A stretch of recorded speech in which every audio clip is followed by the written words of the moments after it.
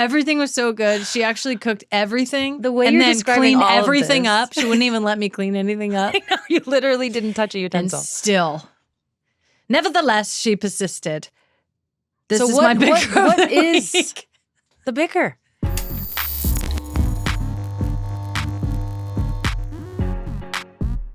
Hey, everybody. Welcome back to the show. So much has happened since we were last in studio.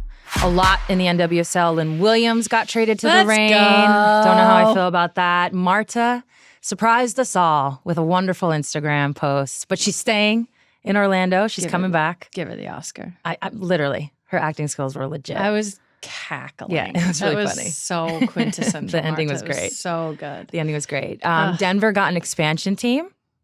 Yeah. That's exciting. to the tune of $110 million. I mean, That's crazy. not bad. Not bad. Yeah. We also heard that based on our last episode, there's a lot of interest in our book club. Yeah. So we're going to talk about that a little bit later. Also, for everybody listening, after this week, A Touch More will be dropping on Thursdays now. So make sure you subscribe to A Touch More on YouTube to get our new next episode. You guys, I meant to say next new episode. just full disclosure to the listeners, the Sunday and Monday scaries, whatever they are, the scaries got to us. They got us. It was too much. We needed an extra day in Mondays the week. came quick. It's not going to matter, I don't think, to you guys. You'll just have to tune in on Thursday instead of Wednesday. It's going to matter a lot to us, though. There's so much that happens over the weekend. And then it's just like Monday, you're right back into it. Everyone's like, yeah, that's a job. But here we are. Speaking of things starting up, Unrivaled, the start of that season is finally here. Very I'm excited. really excited. Yeah, I'm really excited too. Oh my gosh, I'm really excited. I feel like we did our best not to talk about it too much prior. And it's like, it's here, it's coming. All the favorite stars are in it, and we're so excited for it. We also went to our first PWHL hockey game in Seattle at Climate Pledge Arena, Sue's former home.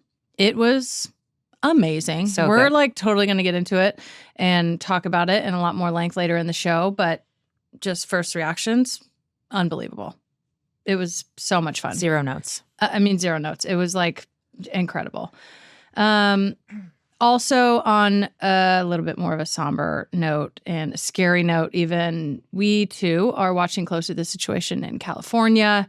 We're going to talk again later in the show about how to support people affected by the wildfires.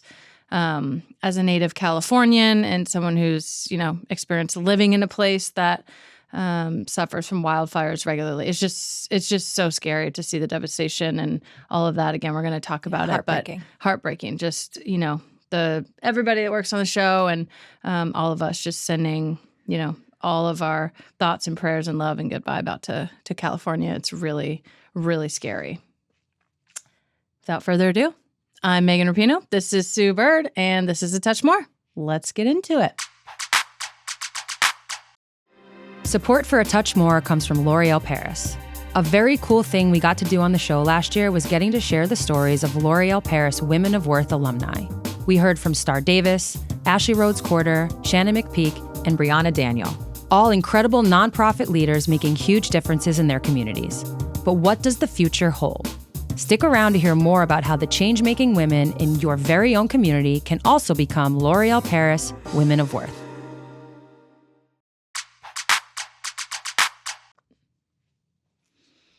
The check-in, folks.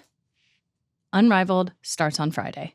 We are recording on Monday the 13th. The first game is going to be on Friday, the 17th of January. I'm so excited from literally every aspect that you possibly could be. Marketing, the players involved. And you're not just saying that because you're an investor, right? I'm not just pubbing my... Did you kind of forget for a second? I'm not just pubbing my own stock. I absolutely did not forget. Okay. Happy to see one of my investments be absolutely going bonkers. On the court, it's just like, it's going to be so exciting. Even just, they obviously are having their media day, or they already had their media day. Just the way it looks visually, how players are excited about it, from the whole, like, the business of women's sports. We're going to talk more about that. But then there's also, like, on the court, people are obviously much more used to seeing 5-on-5, 5v5, 5x5. 5-on-5. 5-on-5. Slow down with the X's and the B's. Let the record show. We've already established it's just this. 5-on-5. It's just 5-on-5. Okay. But not here. It is 3-on-3 format. So, Sue, honestly, tell people what they need to be looking for and what they need to be watching.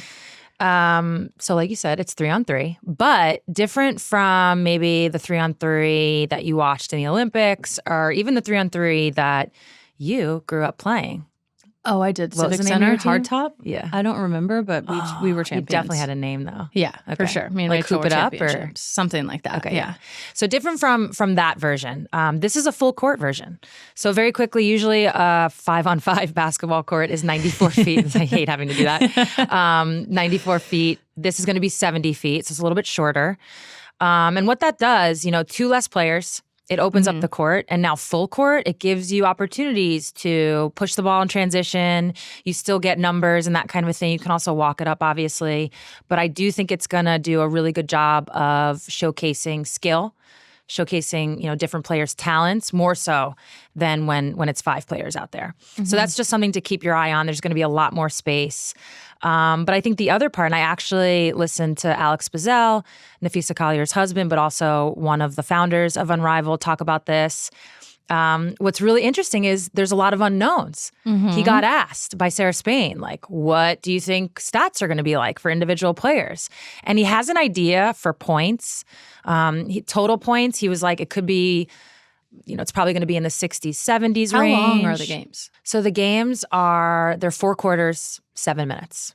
Okay. So it's a little shorter. Okay. It's a little shorter. Yeah. Or like I was saying, Alex said the games will probably be in the 60-70 range, maybe with some outliers, 80-90s. But in terms of individual stats, assists, rebounds, it's all a big TBD. So that's actually why I'm excited. I don't really have much else to say. I do think there's one key component to this for all the players, which is conditioning. I think conditioning in 3-on-3 can really set you apart. You can't hide. You're in more of the actions, offensively, defensively, and with the full court aspect, I mean, it's going to be a lot. It's going to be up, down, left, right, all over. So I do think conditioning is going to be really important and could set a team apart. But in terms of everything else, it's a big unknown. I feel like that's what's exciting for me personally. Like I'm just a total spectator in this. I'm going to be tuning in, and with each week, I feel like I'm going to be forming my opinions and forming my strategy. Like, oh, I see how that's going to be used. Oh, I see how that could be used. So I'm really excited, just like basketball junkie wise, to get in there. It is really cool. We so rarely get to see a new game sort of like unfolding right before our very eyes. Is it safe to say this would be a game soccer players would be better at than 5v5? What? No, because of conditioning? Can you put it in the hoop? You No, still got to do that part. We can't do that still. Okay, teams that you're excited to see play. I don't quite have like all the teams and all the players in my head. I hope you do. So I have some. Who are you excited to watch first few games? I'm gonna take that question on. And I'm going to reroute it real fast. Oh, do. So it's not necessarily, excited or not. There's not 1 or 2 teams, but I'm going to go based on schedule a little bit. So on Friday, January 17th, like you said, they open up with the Mists versus the Owls and the Phantom versus the Laces. So that's 4 of the 6 teams. That'll be on TNT. So I'm going to focus just on the Mist for right now. Okay. And we're going to tap into all the teams, as we go week by week. Season goes, So on night 1, I'm going to focus on the Mist. And there's reasons for that. It's Stewie's team.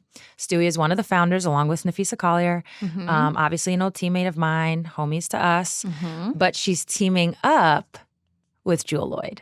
So they're being reunited on the basketball court. Cue the alley-oop. Do you have thoughts? Cue the alley-oop. Cue the quadruple. Honestly, Or don't cue the cue alley-oop.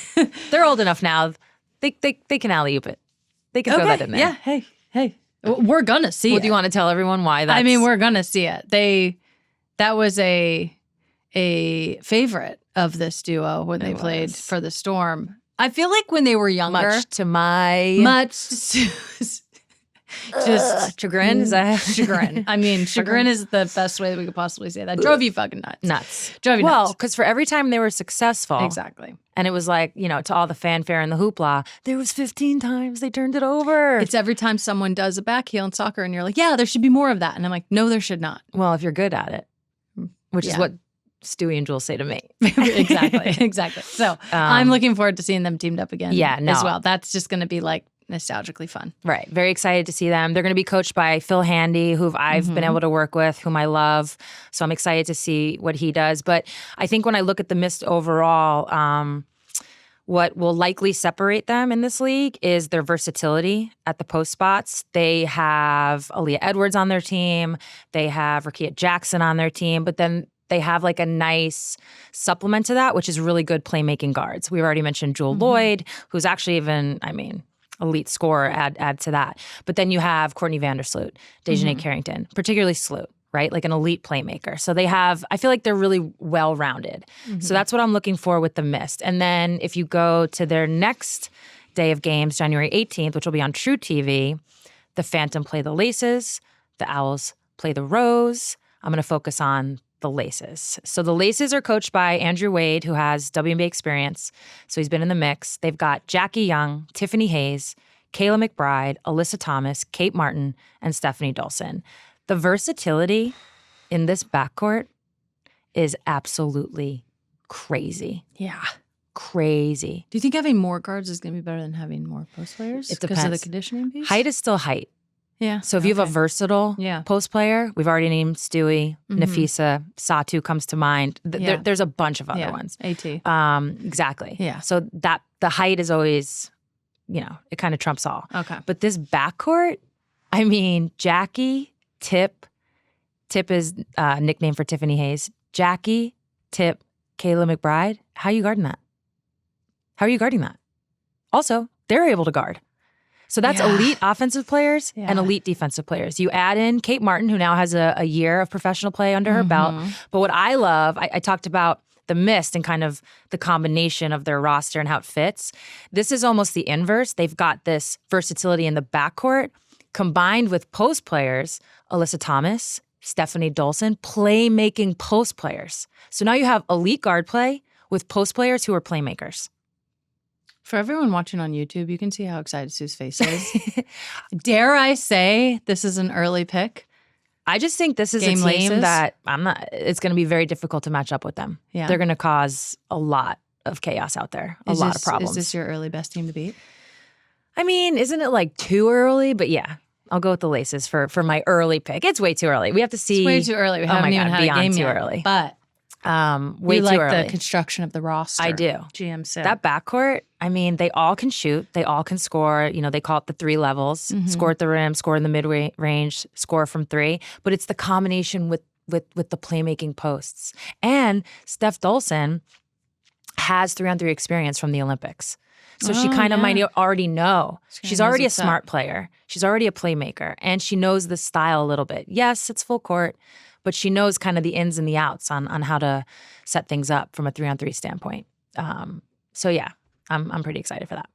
Okay. Of all of the players in the league, we obviously know who all of them are now. And for a while, who are you most excited to see? Or most excited for? Yeah, I think the name that comes to mind is probably Sabrina's. She's coming off a little bit of an injury, to her hand. So how's that going to play out? But also she's teaming back up with a college teammate in Satu Sabli. So really the answer is Sab and Satu, right? Fun. Like seeing them back together, I think is going to be really exciting. So that's like the first thing that comes to mind. But I don't know, when you look at all the players, not one specific team, but just all the players, you can kind of already pick out like who's going to be a menace. We were joking before the show, like, there should be an all menace team. Because there's going to be some players. Yeah, there's going to be some players that are just absolute menaces. So the next name that comes to mind is Brittany Sykes, a.k.a. Slim. Speaking of chaos. Just put Slim on the back of her. They should get to put nicknames on their jerseys. That's smart, yeah. Well, you're an owner. I'm going to talk to him about it. I'm going to talk to myself about it. There. Yeah, I'm going to get in there. Slim's about to be out there dominating. Yeah. Yeah, she's just a physical specimen in so many ways, offense, defense, and this style, this type of game really lends to all of her strengths. So she's got the disposition for entertainment also. I think another one in my all menace team, Jordan Canada Oof, is going to be a menace out yeah. there. I already mentioned Tiffany Hayes. I think Marina Mabry is going to be a menace out there. Disposition. It's going to be a lot of pull-up threes in transition, and that speaks to Marina's game big time. And then if you thought Angel Reese could rebound when there's 9 other people around her, what's going to happen when there's only 5? And 2 of them on her team. Yeah. She's going to get every It's one going of to them. be crazy. Yeah. It's going to be crazy. Yeah. So I'm really excited. I mean, listen, it is way too early to have one player, one team. It's every big name in the world of women's basketball is basically in this league. The basketball is going to be incredible. Super happy for Stewie and Fee. You know, they're the founders. So cool. Yeah, they created a league. How dope is that? And now they're seeing it all come to fruition. So I'm really excited to watch. Yeah, it's going to be amazing on the court, but it's also going to be incredible off the court. And I think the impact that it's going to have on the world of women's sports in general, but specifically the business in women's basketball is going to be huge. Megan, do you have any thoughts on that? Well, as always, of course, I have thoughts. I am never sparse for an opinion. I love this for so many reasons. I think one, and maybe the main one, is that it is a complementary and supplementary piece to the W. This isn't at all, I don't feel like, as far as I can see, in direct competition to. I feel like with the, sort of like immediate stopping and going away of what was a whole huge market of going overseas and playing for all of you W players is gone. It's very few players. It's not gone. It's still an option, but that's what's incredible about this. There's options. It's no longer just the only option. Yeah. So that is like, I feel like players need a place to play. I think it's so much more in the entertainment category than in the like proper league. And both of those are great. I think this is going to be a place where players get to showcase a different side of themselves. Different types of players get to showcase themselves. There's some players that are great role players in the league that are never going to be like the star player, that are like going to just get to go out there and ball and play a more entertainment focused style. It's going to be freer. It's going to be free. It's going to be fun. I'm really excited about that. I'm really excited about there being yet another place for the business of women's basketball and the business of women's sports to show itself. And what I mean by show itself is just do what we always do, which is be awesome and like do so well. And like the sponsorships are all sold out and it's like on national television. There seems like there's such an excitement, I think, from, whether it's like TV, sponsorships, marketing, players, salaries, like investment, all of it is really there. It's just really cool. I also love to see women's sports do something different. Like, so often I think that we're compared to men's sports and try to overlay everything perfectly. And it's just like, that's not even what is available in the market. That's like, the systems aren't built. Systems aren't built for us to do that. For women's sports to do it the way men's sports has done it. Totally. So this is a way of, you always say, reimagining it. Yeah, reimagining, be creative. There's so much money out there that like sometimes the sort of like league structure, it just moves slower because it needs can be limiting. to, because it's like an institution, And this is just like fun. They get to make their own rules as they go. Totally. Which, to your point, leagues don't always get to do. It's just, I feel like it's just a huge win for the W. It's just like now the W has essentially free marketing from Unrivaled, all their star players. The only 2 players that you can really think of that aren't playing, that are still playing, are Caitlin and Asia. Right. And so you have all of your players playing. They're going to be played in. They're going to be fit. They're going to be ready. And again, I just think it works like beautifully with the business of the league. So yeah, I agree. I think I'm so excited about Unrivaled has benefited from the WNBA, the growth in women's basketball in general. It's coming at the exact right time. I mean, sometimes how do you explain when timing's so perfect? It's just it happened the way it happened. But they're really, to their credit, from a business standpoint, making the most. They are capitalizing on this boom. They are capitalizing. You've already mentioned the sponsorships, the partnerships, getting the media deal, all of that, the timing was so perfect. And that's where I do think that Unrivaled and the WNBA can really benefit each other. They're different games.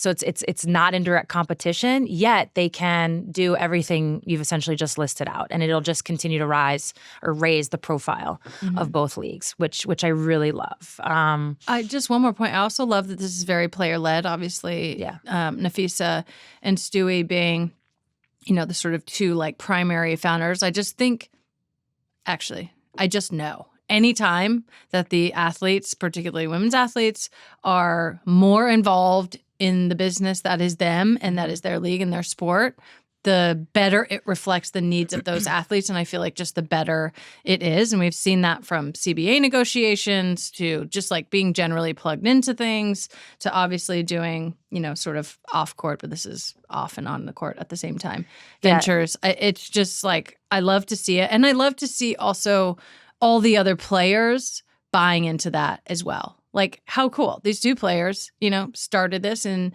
have kind of like laid the groundwork for, a sort of off-season situation league, money-making opportunity. And all the players were like, yeah, let's do that. I love that. I also think that, going back to what you said about leagues being institutions, and sometimes those are limited in what they can do, and it does take time. And what we've seen with this growth of women's sports is there's a lot of people that want to get in, but how do you get in if you can't be part of an ownership group for a franchise? How do you get in if, I don't know, your company, I can't even think of a scenario, but your company can't become a sponsor for whatever reason? How can you get in? And what you're seeing with Unrivaled is a lot of these talented people in the world of sports now have a place where they can get in and help the game grow. The first name that comes to mind is John Skipper, and it's going to segue into, their arena. John Skipper, somebody obviously for a very long time was the president of ESPN. How does somebody like that get in women's sports now? Well, he's a part of Unrivaled. And I've listened to him talk publicly about how the focus of their arena isn't going to be on ticket sales. I think it only holds 800 to 900 people. So yes, they're going to have a crowd there and they're going to sell those tickets, but the focus is going to be on the product for the viewer.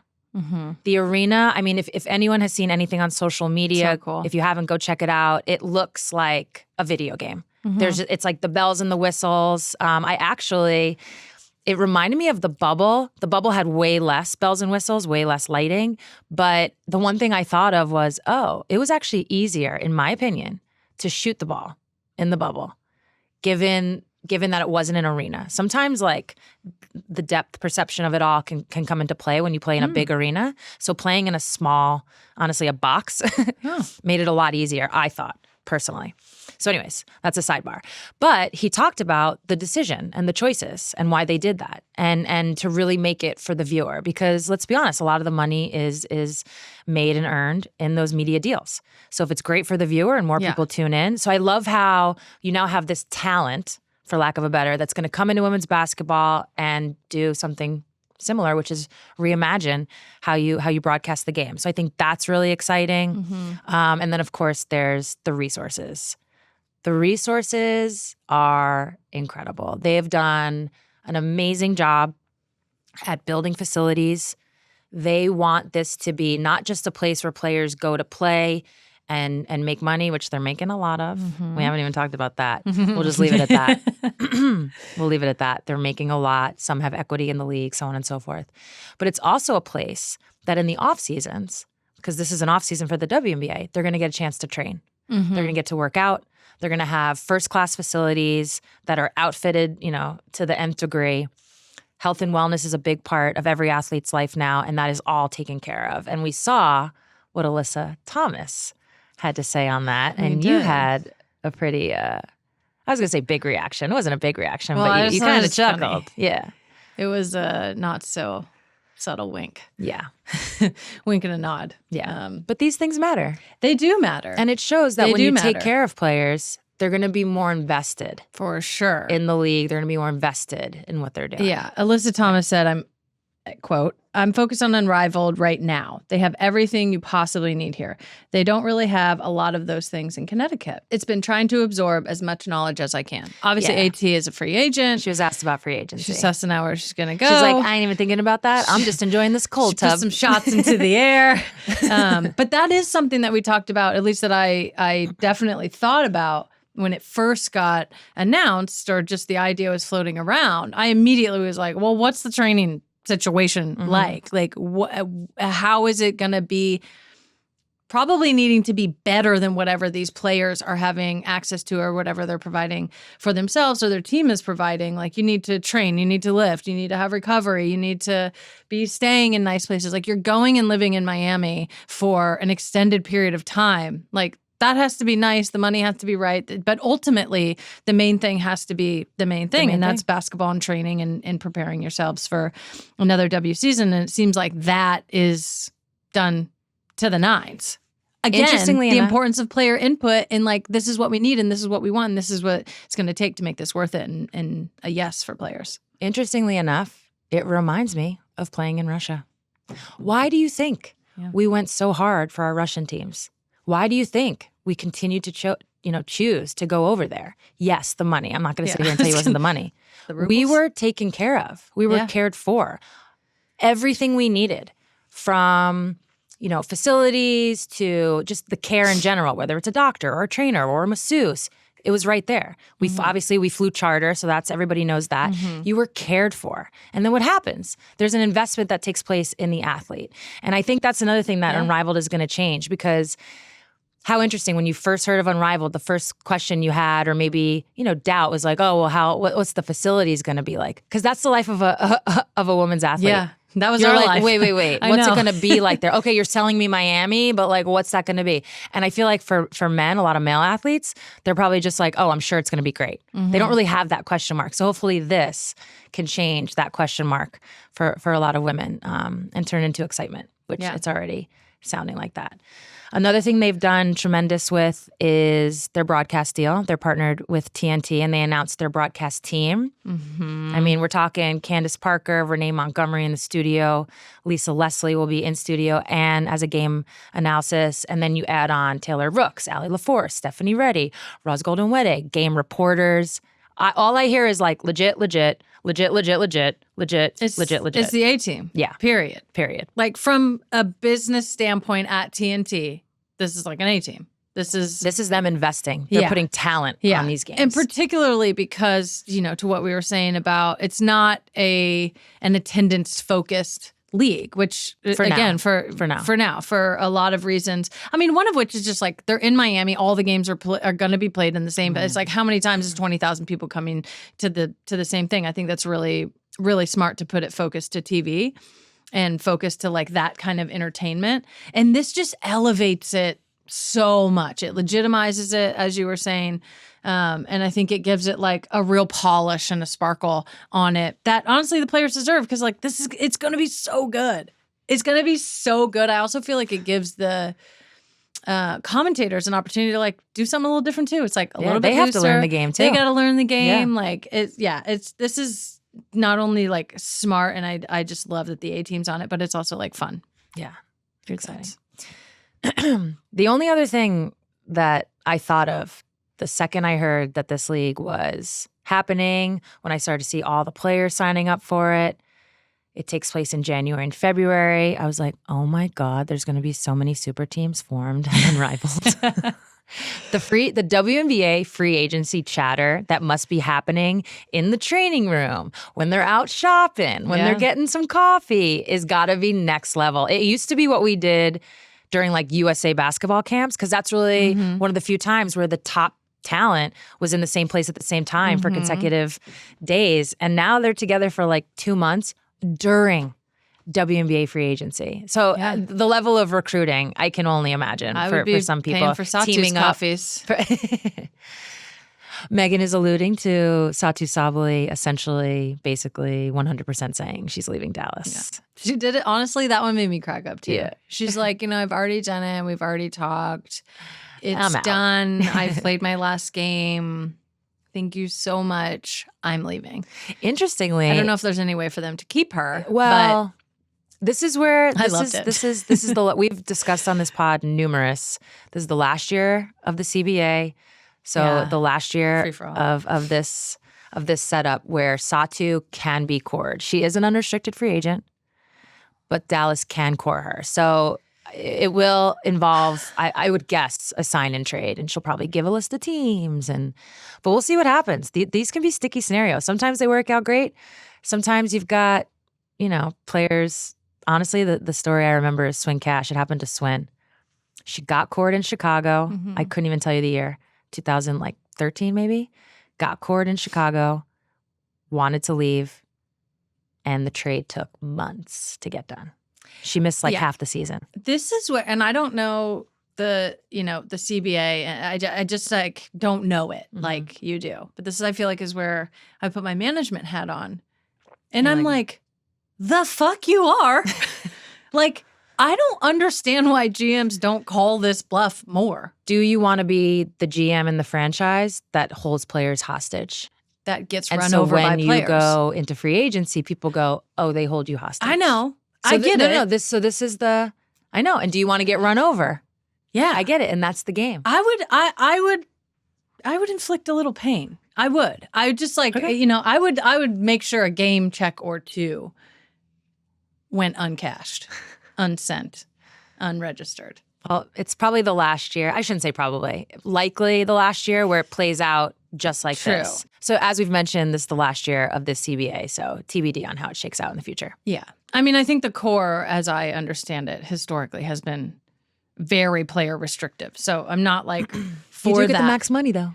You do get the max money. And I'm also kind of I mean, listen, if you're going to have to give up Satu. Yeah. I'm not getting, a second round pick back and being like, oh, she wanted to go. Sorry. Yeah. I mean, I do want to note, this is going to get, now we're getting in the weeds, but I do want to note that Satu can maybe I'm wrong be here. cored. No, I'm just saying Satu can be cored. Uh-huh. A sign and trade can be negotiated, and Satu can actually negotiate that money. So if Satu wants to go to another team and take less money, she has the ability to do that, even though she was cored. And there's all kind of dates and roles and timelines on that. But yeah, anyways. I took us on a tangent, but I'm just saying, maybe I wouldn't be the best GM. No, that's what GMs face. But I'm like, that's what GMs face. You want me to give up my best player? Okay. What? Moving on. Support for A Touch More comes from L'Oréal Paris. For L'Oréal Paris, the slogan, "Because I'm worth it," was never meant to apply just to outward appearance. It's always been about being confident in who you are, what you do, and how you impact others. That's why each year, for the last 19 years, L'Oréal Paris has launched a nationwide search for 10 extraordinary nonprofit leaders to be named Women of Worth. Each honoree receives $25,000 to support their charitable cause, mentorship from the L'Oréal Paris network, and a national platform to amplify their stories and their work, and to remind powerful women that they can be the ones to define their own worth. And you can be a part of that reminder. Nominations are now open, and Women of Worth honorees are nominated by people in their own communities who have felt the impact of their work. You can nominate a local leader, your neighbor, your friend, or even yourself. Even if you don't feel worthy of a nomination, I can promise you that you are. Nominations for the 2025 Women of Worth program are open now through March 8th, 2025, International Women's Day, on l'orealparis.com.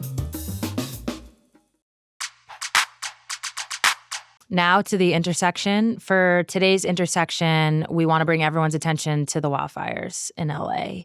Firefighters are battling these wildfires across 45 square miles of densely populated Los Angeles County. More than 90,000 people are under mandatory evacuation orders. At least 24 people have died. Many are missing. And as we record this on Monday, LA is still under extreme fire risk. This is, as you said at the top of the show, just absolutely heartbreaking. And we've heard from a lot of people in the sports community. Lindsay Gottlieb has, shown her support, the head coach of Southern Cal women's basketball. We've heard from JJ Redick talk about losing his home, Steve Kerr losing his childhood home. They've both brought awareness to this devastation. The Las Vegas Aces, They hosted a fire relief donation drive, aiding the LA community. They did that in partnership with the LA Sparks. And this, to me, is what makes sports communities so special. We all know the importance of using our platform in order to raise awareness. And so for us, me and you, Megan, we want to share some resources so people can help and hopefully donate. One of the stories that I came across that stuck out was Walt Butler. He's like a local sports legend in the LA area. His son, Trajan, they set up a GoFundMe. And the GoFundMe has hit something crazy, like $800,000, probably still climbing. But what really stuck out was that only, I think, 20 or so of those donations were over $1,000. Most were in the $10 to $20 range. And I bring that up, and what was so striking about that is I think it can feel overwhelming in these moments when, you know, you're somebody like the two of us who aren't in LA and you want to help, but you don't know how, and it can be overwhelming, intimidating. But I think this shows that everything helps. All types of donations can amount to huge, huge change. Yeah, the Butlers, the family you were just talking about, they lived in the Altadena neighborhood, which, you know, for people who weren't familiar before, they are now. It's been one of the neighborhoods that was really just wiped out. Their house was consumed in flames by what is being called the Eaton Fire. And I want to just share this little tidbit. This was from a BET article. And, you know, being from California and being from a wildfire area in California, up in Northern California, back in 2018, Carr Fire got into, you know, residential areas as this one and as other fires in the LA area have. And with climate disasters such as this, there are so many secondary and untold devastations. Just like the devastations are everything you see and everything that you don't see. It destroys homes and it also destroys communities, whatever, you know, that means. It's so many different things. But I wanted to share this about the Altadena community. There's always just so many, you know, secondary and sort of like untold devastations. One of the stories that came to us over the weekend about the Altadena neighborhood was that during the Great Migration of Black people out of the South, out of the deeply racist South, in early 20th century, one of the neighborhoods that they came to was Altadena. So this has been like a long time community, a place that was obviously more than just homes. It was a safe space.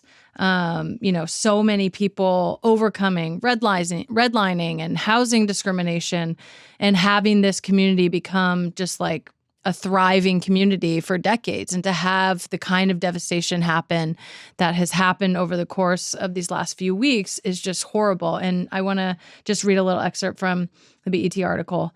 Quote, Altadena developed a reputation as a haven for Black professionals, educators, and creatives. Altadena became home to notable figures such as Octavia Butler, Sidney Poitier, jazz musician Eli Adams, and Willa Beatrice Brown, the first Black woman in the United States to receive a commercial pilot's license, and cemented Altadena's status as a center of Black excellence. Essential institutions emerged, such as churches like Altadena Baptist Church, community organizations, and cultural events that instilled a sense of togetherness and pride. And it's just, you know, for many reasons, obviously, we're going to put some resources up so people can even just look into the GoFundMe and do what makes sense for you. But I always just, you know, think having experienced living in communities that have experienced wildfire or, you know, just horrible disasters like this, there's all the things that you see and then all the things that are destroyed. And then there's everything else. And so much of, you know, what we're hearing from people is just how they feel and what it means. And even hearing Steve Kerr talk about, you know, his mom has lived in that house for decades and decades and decades. And he grew up there and he has memories there. And, you know, that community will never look the same as it has for so long. So we wanted to put some of these resources up, and we wanted to just take the time and talk about it. It's, you know, a little bit adjacent to what our podcast normally is, but if we're going to have a podcast, we should talk about the things that we care about and the things that are affecting people that we love and the things that we want to talk about. So to donate, GoFundMe has a wildfire relief fund. You can also donate to the Los Angeles Fire Department Foundation Firefighters Fund.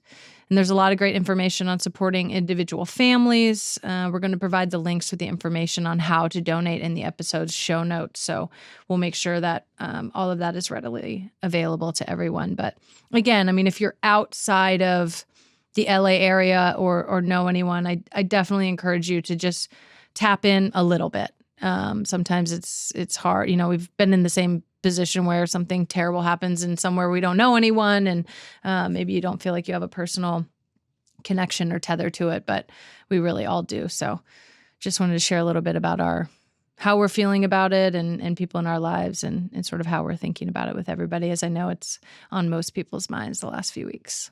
So as we mentioned earlier, there was one thing from last week's episode that people really latched on to, and we're going to listen to some voicemails. Hey, Megan and Sue, it's Danielle from Chicago. I started reading more books a few years ago, and it was all because I started a little book club with my family. We meet every couple of months, and it's really kept me on track. And I would love to do a book club on here, too. Definitely down with the book club, suggesting that it's female-centric. I'd like to recommend a book. It's called Good for a Girl by Lauren Fleshman, and it's about being a female runner in a man's world. Wanted to make a recommendation for your possible book club, A Room of One's Own by Virginia Woolf. I really hope that you follow up with the book club. With the book club, you know, you could showcase more self-publishing authors that don't get the eyes because they're not done by these big publishers. I'm going to plug myself right now. I'm writing a memoir. I'm trans. I was a woman athlete. It's called Running Without Headphones.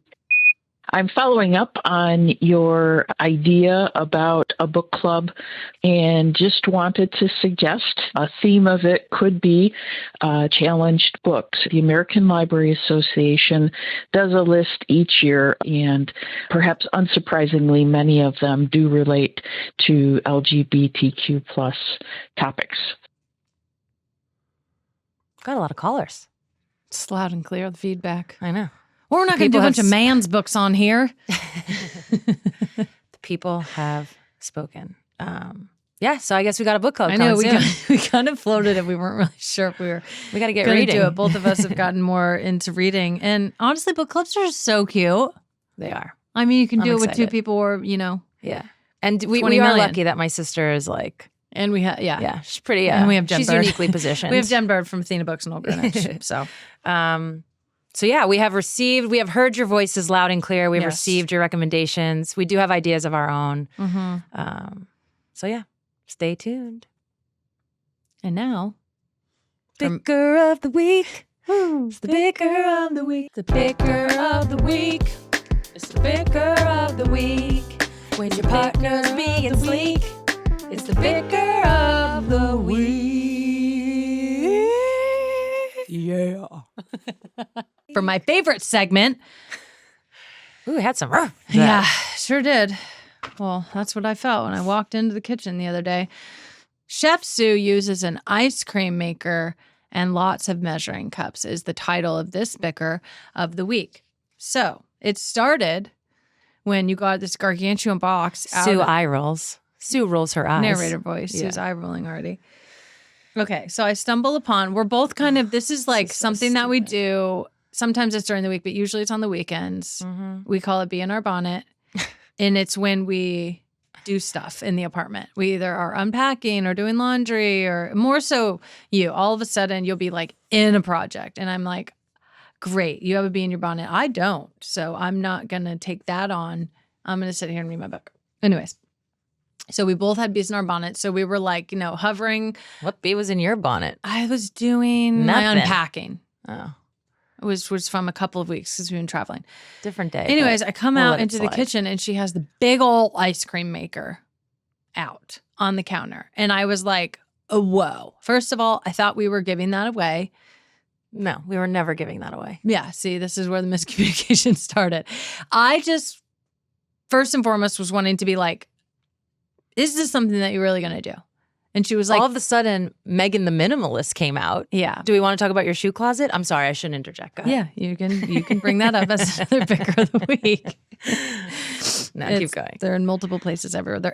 My shoes are everywhere. I can stuff them. Anyway, so I come out and I'm just like, are we really doing this? Do you really want to do this? And she's like, yeah. I'm like, okay, fine. I mean, I know I don't want to be told what to do, so I get it. Anyways, we go work out. I come back. I do a sauna. I come back upstairs. Sue has so graciously offered she's going to cook us a great meal. I come back up. Every bowl is out. The strainers are out. The like sifter mesh thing is out. All of the different measuring All of spoons. my chef materials All are the out. different measuring spoons are out. There's like multiple contraptions. There's cutting boards. There's like stuff everywhere, all over the place. It's all in the sink. And I'm just like, do you really need all of that out? Yes. I think my Bicker is like clean as you go. That's a joke, right? No. I was cleaning as I was going. What do you mean? What do clean you as you mean? go? You're leaving out Nothing was so clean. many. First of all, It I was- used one cutting board that I cleaned and used and cleaned and used and cleaned and used. Second of all, what do you mean I wasn't cleaning as going? It was all in the sink. I was doing 3 recipes at the same time. No. Oh, yeah. That was the other thing. I completely forgot. She was making Italian ice, making chocolate ice cream that is like sweet potato chocolate ice cream, which was excellent. Okay. It was so Excellent. good. Thank you. Like ridiculously good. I couldn't. Well, I that can't was even gonna be believe I'm bringing the Bicker of the I week. know. In As relation someone to who how ate good all the ice 3 cream things. was. And then she was making, whatever, chicken and farro and butternut squash that had to Yeah. be roasted. And it was really good. The dinner was amazing. A chicken and farro. The dinner was amazing. You mean butternut squash The on ice a bed cream of was farro amazing. with mint and feta? Everything was so good. She actually cooked everything. The way and you're then describing cleaned all of everything this. up. She wouldn't even let me clean anything up. You literally didn't touch a And utensil. still, nevertheless, she persisted. This So is what- my Bicker. what of the is- week. The Bicker. I'm like waiting for the problem here. Because I just was so annoyed when I walked back in from the sauna at how much of a mess the kitchen was. And what happened at the end? I had a great meal. And You had chocolate all over your face. And every measuring cup was put away. I Yeah. will say, I used a lot of measuring cups. And was this is crazy. why. I was making 3 different, like quite literally the most different, 3 different recipes you could possibly come I across. couldn't believe it. And I couldn't really like use all of them nothing because it overlapped. was like sticky over here and like olive oil over there. And it was like, I just needed like all of them. And I was like, I'll clean them at the end, which I did. You get wilding in there. I don't understand. I'm trying to understand. Like yesterday, I came I in. was doing it and then I cleaned it. Yesterday, I came in and your AirPods were over by the sink sitting on a paper towel. And Oh, I that was like, because why do you are want to they? know what happened? Just the fact I that was they're cooking there. dinner again and I was making rice, which by the way, you got mad that I measured the rice. I feel like it's That like was something funny. between you and measuring cups is happening here. You got mad that I was measuring the rice. But what happened was I No, I took a didn't get call. that. I was in the process of doing the rice, right? I took a call and I was like, oh, let me stick my AirPods in while I do this. And then the person couldn't hear me. So I was like elbow deep in rice, trying to hold the phone, took the pods out, and I just left them there. But you're Yeah. acting like my pod's on a paper towel. I'm like, the kitchen's a fucking mess. I'm a monster. I know. But that is that is like, I walked in, I was just like, the nerve. I mean, As you're cooking. you know these what? dinners. You're welcome. Thank you. That's my I Bicker. actually don't even have That's a my Bicker. I defense. think is it like My defense is you're welcome. yeah. You use a lot of stuff, and I feel like I want you to clean differently as you. I'm sorry for Are- using bowls and cups and cutting boards that are cleaned by the next morning. Meaning like in the dishwasher running. Completely they're clean by the yeah, next morning. yeah, you would never. I clean on the go. I take pride in that. That's what's funny about this. I was cleaning on the go. Yeah, there was so much I just going had- on in there. Yeah, 18 balls in there. it was like yeah. a Chocolate scene ice from cream a- is pretty good The though, huh? chocolate ice cream was delicious. It was so rich and creamy. I Like know. it was like almost a cross between a mousse and an ice cream. I know. And I'm actually excited rich. for it tonight because it's more frozen. yeah. I know. Yeah, because you were getting it. Well, basically, let's actually tell this accurately.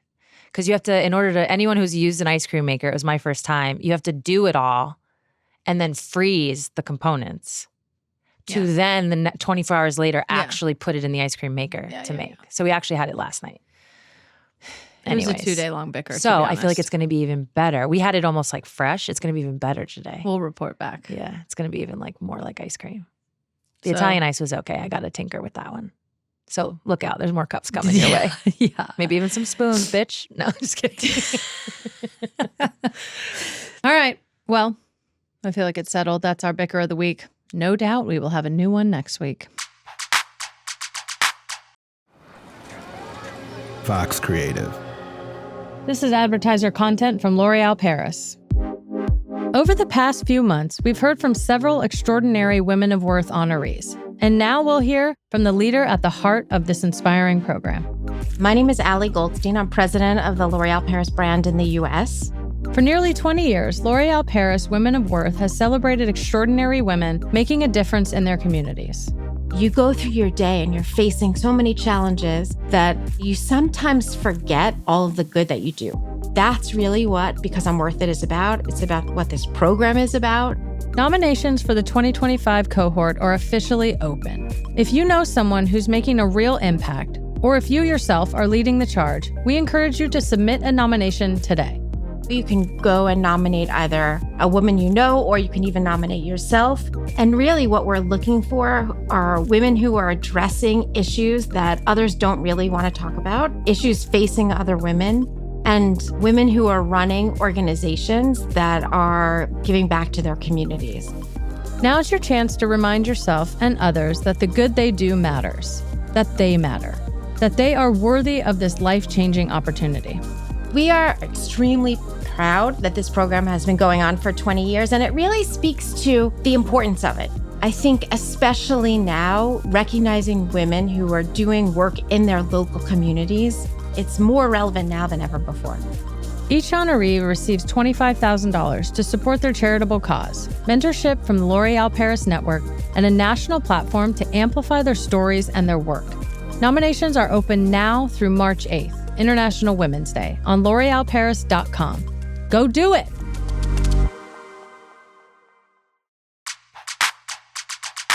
Time for one of our most favorite segments of the episode, Shouts and Flowers, presented by L'Oréal Paris. You'll hear us talk a lot on the show about the athletes that we admire, but sometimes it can go by fast, so we wanted to stop and take a dedicated moment to talk about our Shouts and Flowers, presented by L'Oréal Paris. Today, we're going to shout and give some flowers to Hilary Knight. Hilary is an American ice hockey forward. She is a 7-time world champion. She's a 2-time Olympic silver medalist.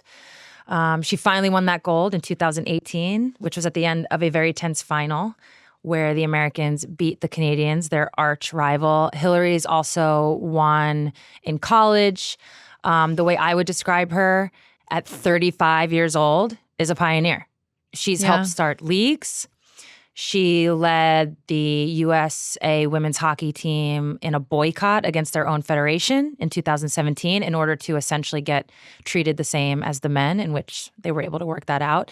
But yeah, the word that comes to mind is pioneer. We obviously know Hilary because we share an agent, but it goes beyond that, the respect, what she's done for the world of women's sports and women's hockey in particular. And that is why they call her Captain America. Captain America. So we just want to give Hilary a shout for all that she's done on the ice, off of it. And it's actually going to take us right into A Touch More because we got to see Hilary in action, which was pretty incredible. Just a touch more, a little bit. Just a touch more. Yeah. Unbelievable. We were at Climate Pledge. What was this? A week ago? Week and a half ago? About a week ago. And we went to the PWHL hockey game there and just, wow, blown away. First of all, we got to see the introductions, and Sue was just speaking about to be introduced as Captain America. I mean, is so awesome. So dope. That was really cool. I had chills for sure. I mean, we've known Hilary for a very long time, and it's like, to me, it's like she's someone I know, someone who I'd consider a friend, someone who we're like, I always am rooting for. And also she is that pioneer, that like legendary figure. She's like the only name any of us really knew for such a long time. And there's so many. That's not to take away from the other players, but that's the torch, I guess. Yeah. That she was holding and carrying. Yeah. So it's incredible. Yeah, and so to see her, I think just like specific to her, to see her be able to play in this league and thrive and have like so much of what she's been fighting for and what she's wanted for all of these years really come to fruition was really cool. We've like been in like positions like that. To just like see so much hard work paying off.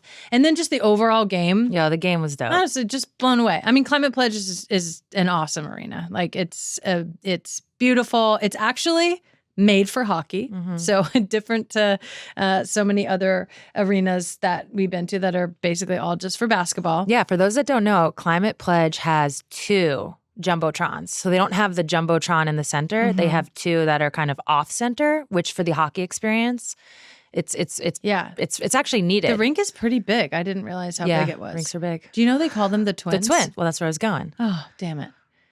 Tough. Bigger of the week coming up. Bigger of the week.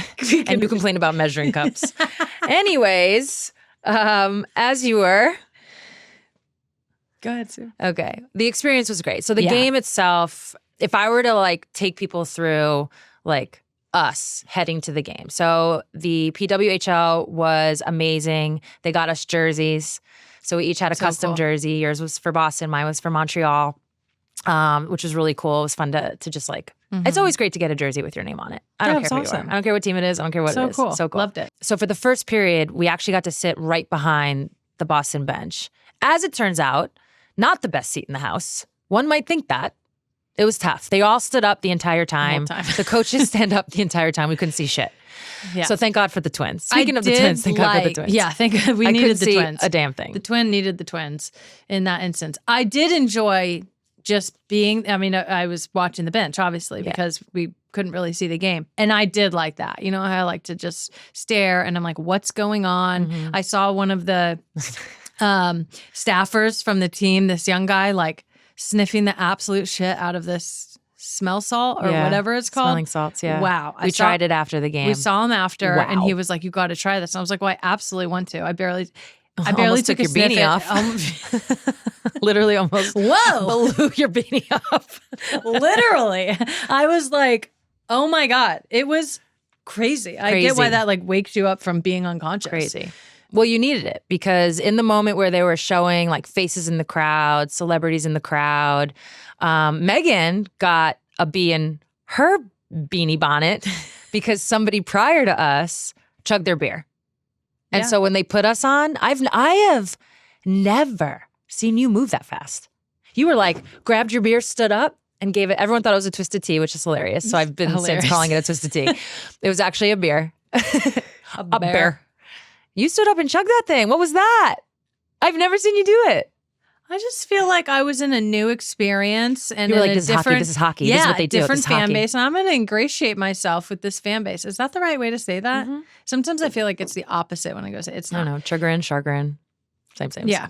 And then the guy did it before and I just felt like it was a challenge. Yeah, no, I loved it.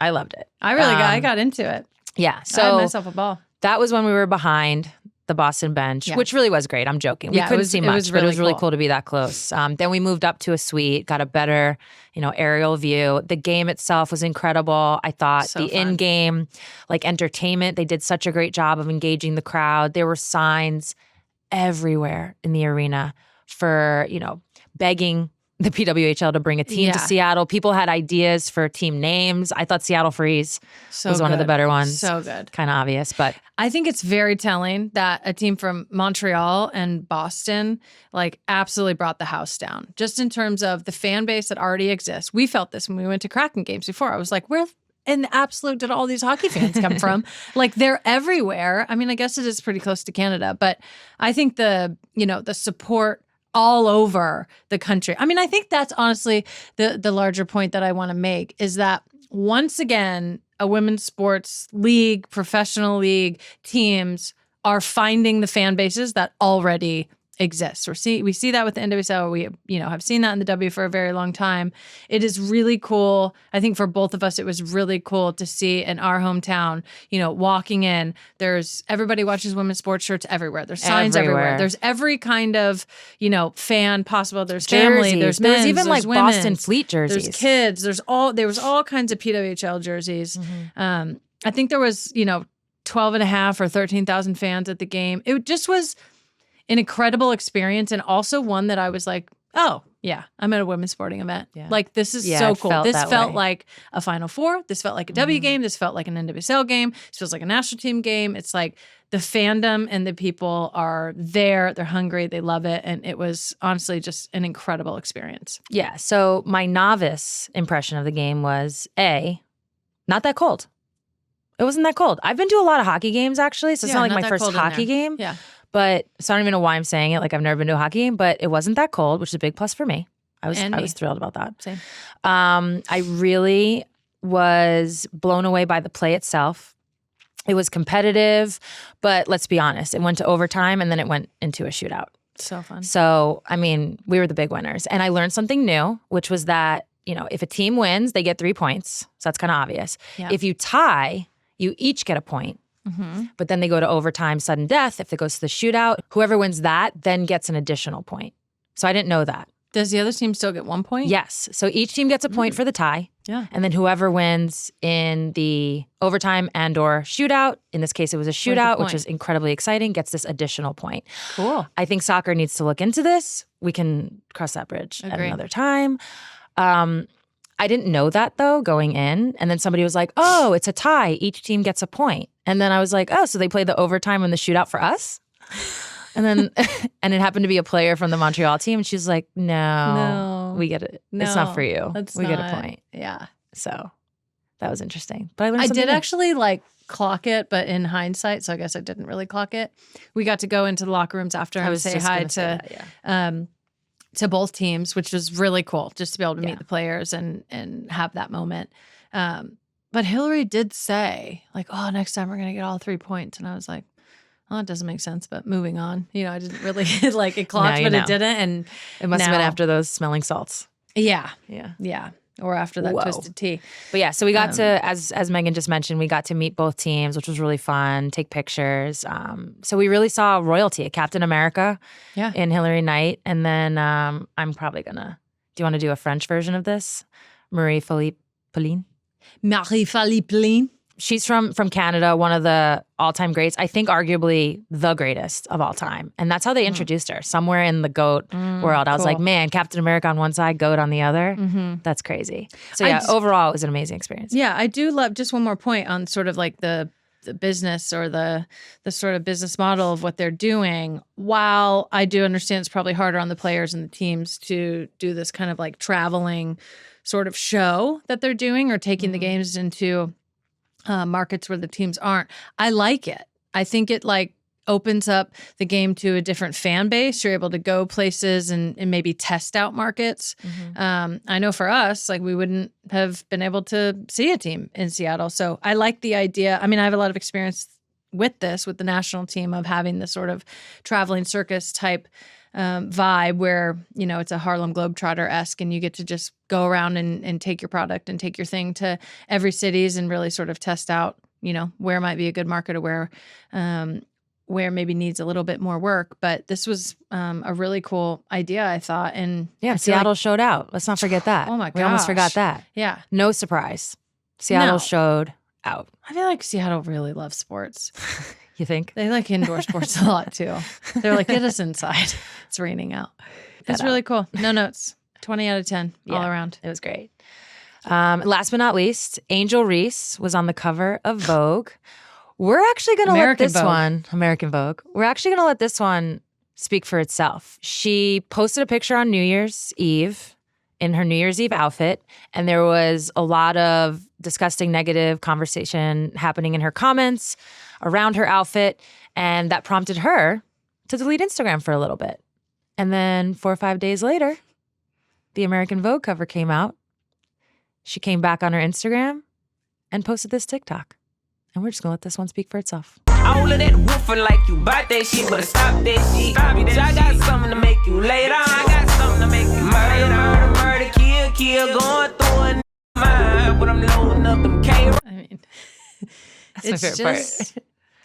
It's just to clap back with the cover of American Vogue. I have nothing else to say. She spoke. That's it for this episode, folks. See you next week.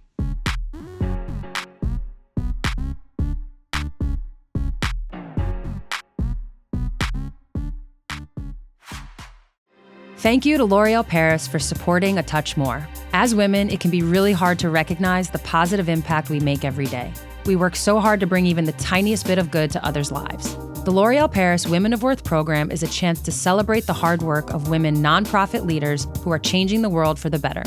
Now's your chance to champion the changemakers in your communities. Nominations for the 2025 Women of Worth program are open now through March 8th, 2025, International Women's Day, on L'OrealParis.com.